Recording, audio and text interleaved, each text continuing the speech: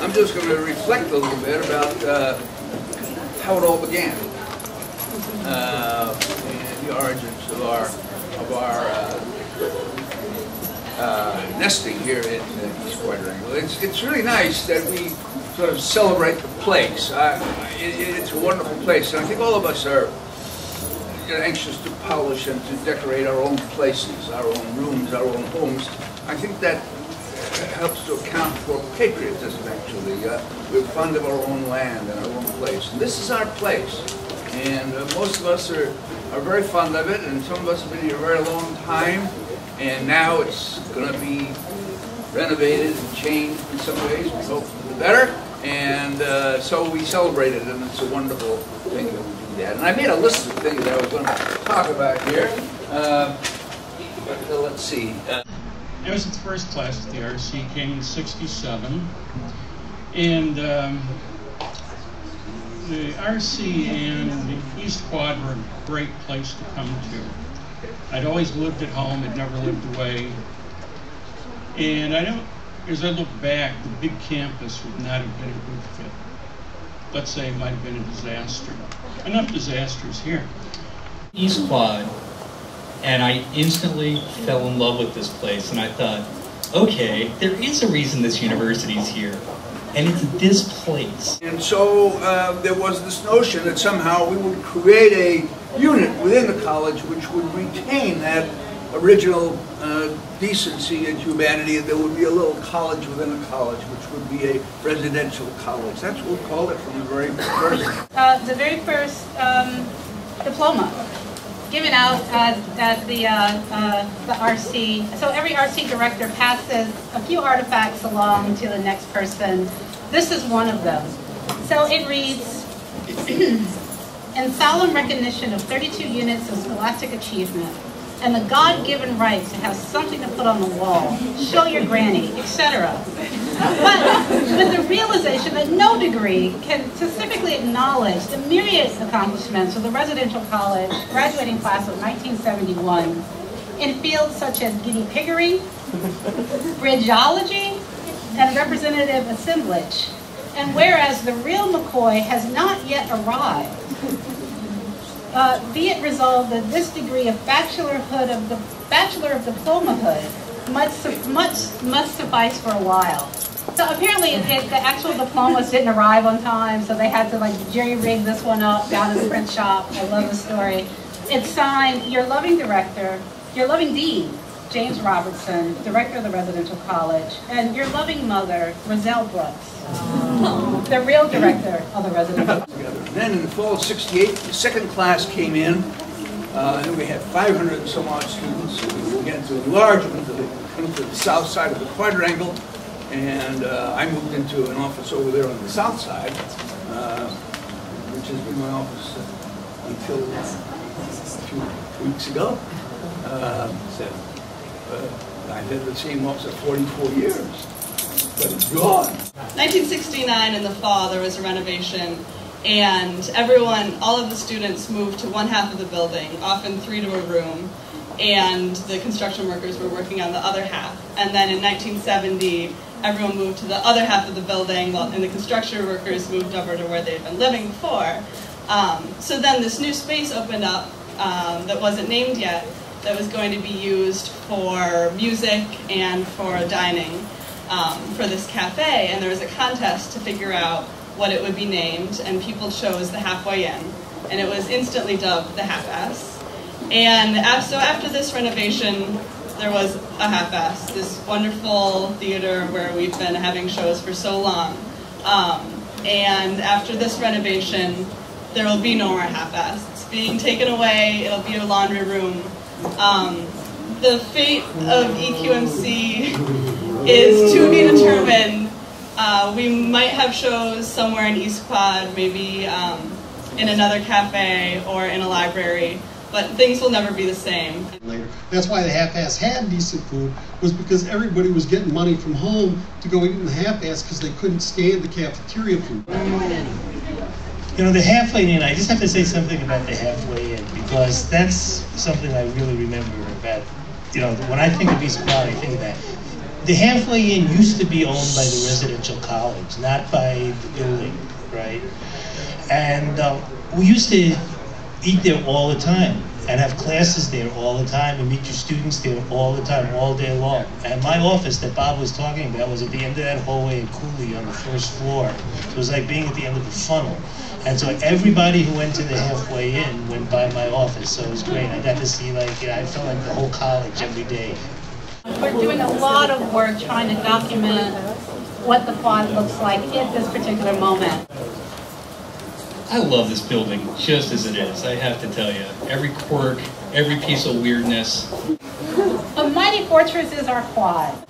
Buildings do tend to shape the character of the people who inhabit them in ways that you don't always understand while it's happening to you. Residents of college felt they could do anything, you know? And so as a result, they did. And they were very politically unafraid. And you have interesting, creative people in a space like this, which is quirky and weird, is that people really do tend to make it their own. And East Quad, as it is right now, will never be recreated.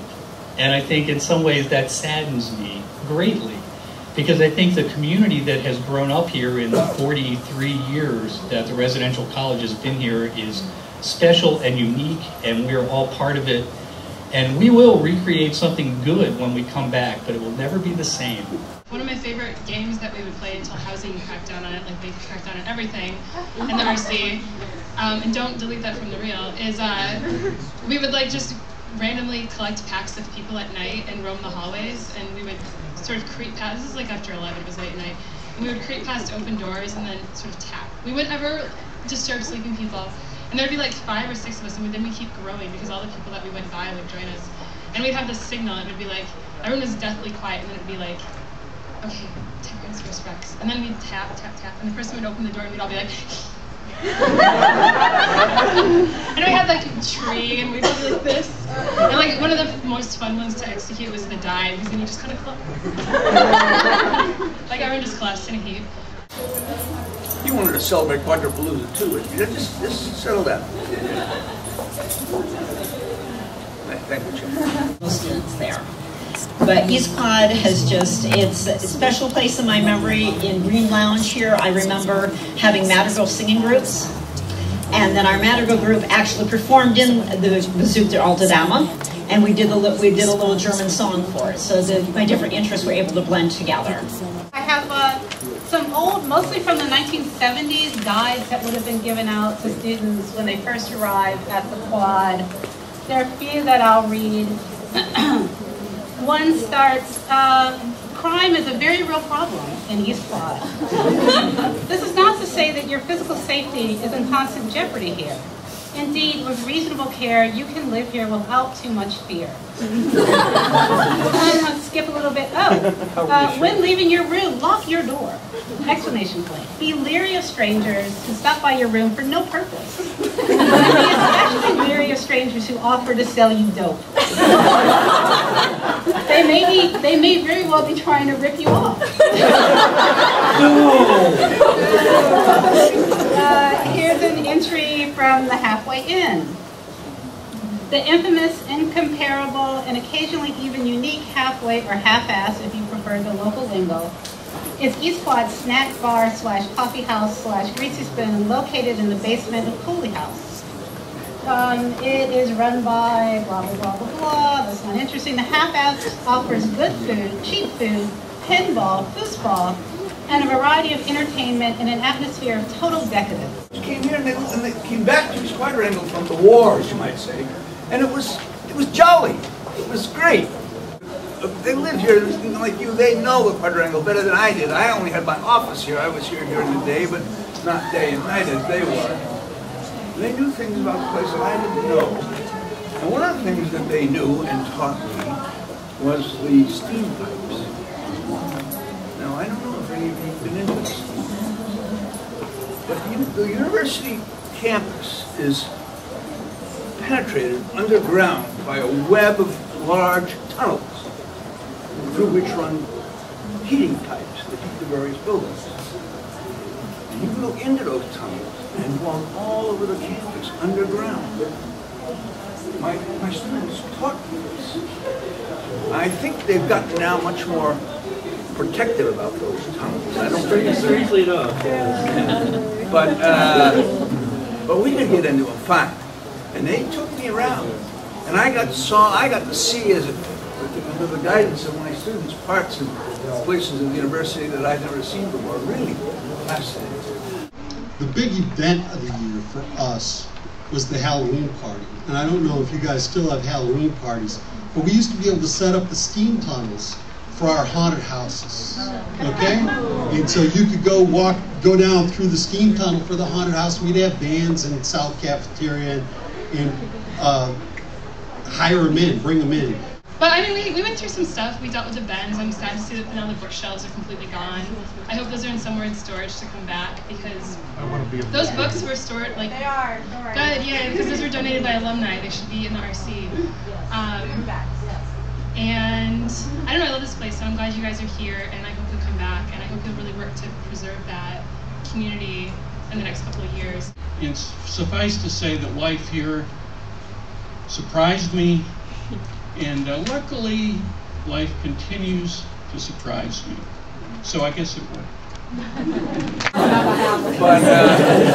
But we've been wonderfully fortunate to have really super people in a warm old building with great students and a lively faculty. It couldn't have been better. It couldn't have been better, I'll tell you.